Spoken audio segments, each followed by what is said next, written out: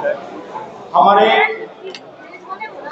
मुख्य प्रवक्ता महोदय ने जो आपके सामने बातें रखी है वो 100% आप लोग भी इस चीज़ों से अवगत हैं।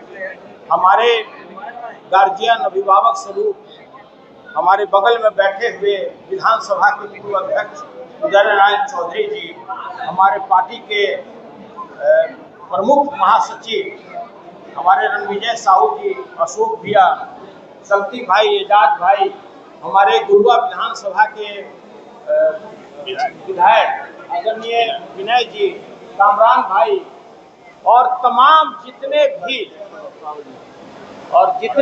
हमारे बंटू भाई और जितने तमाम हमारे राष्ट्रीय जनता दल के हार्डकोर सिपाही, जो चाहे कितनी भी आंधी हो, कितना भी जलजला हो, एक सुइया भी पीछे नहीं हटने वाले तमाम अपने राष्ट्रीय जनता दल के कार्यकर्ताओं के प्रति आभार प्रकट करते हैं और उन्हें धन्यवाद देते हैं।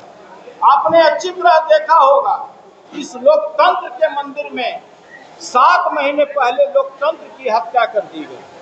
यह बात किसी से छुपी हुई नहीं थी। कसूर क्या था?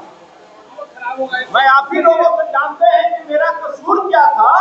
कसूर यह था कि मैं गरीबों की बात उठाता था, जो व्यापक भ्रष्टाचार है इस राज्य में उस बातों को उठाता था, जो बेरोजगारों के साथ ज्यादती हो रहा था मैं उस बात को उठाता था, किसानों की बात को उठाता था, और यही बात कहीं न कहीं शासन को हमको खामियाजा भुगतना पड़ा।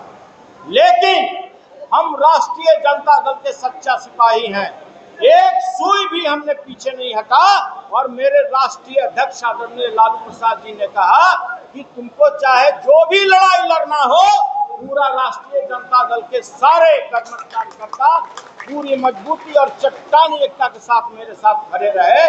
और उसका ये परिणाम है कि आज संविधान और लोकतंत्र जो आदेश आया माननीय उच्चतम न्यायालय का, इससे यहाँ के संविधान और लोकतंत्र को हत्या होने से बचाया गया।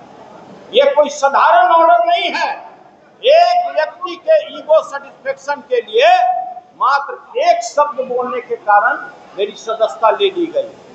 आप अच्छी तरह जानते हैं कि वही व्यक्ति जो दोनों सदन में, चाहे बिहार विधानसभा था या विधान परिषद था, किस तरह का भाषा इस देश के महिलाओं के प्रति उन्होंने उद्गार व्यक्त किया,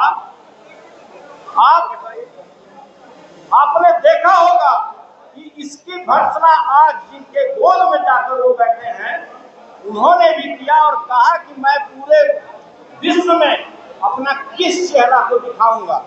उन्होंने यह भी कहा कि आज जो उन्होंने किया है यह पूरा देश इसके लिए शर्मसार है, लेकिन उनके ऊपर कार्रवाई नहीं हुआ।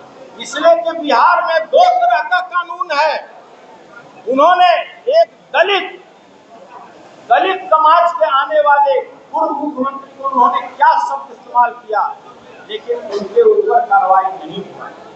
उन्होंने उन्हीं के पार्टी के जो आज किसी बड़े पद पर बैठे हैं, उन्होंने आसन के प्रति जिस तरह असम्मानजनक तरीके से प्रयोग किया अपने शब्दों का, उसको कोई समाज उसको कबूल नहीं करता है, लेकिन कोई कार्रवाई नहीं हुआ।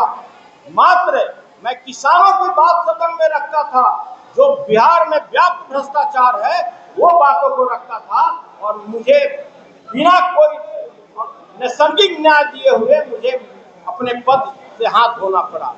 मैं जिस तरह से हमारे राष्ट्रीय जनता दल के तमाम कार्यकर्ता और तमाम मेरे नेता और पदाधिकारी मेरे पीठ पर चट्टानी एकता की तरह खड़ा हुए और जिस तरह से मेरा स्वागत किए, ऐसा 100 पद भी कुर्बान है। इसके लिए मुझे कहीं भी चिंतित नहीं होना।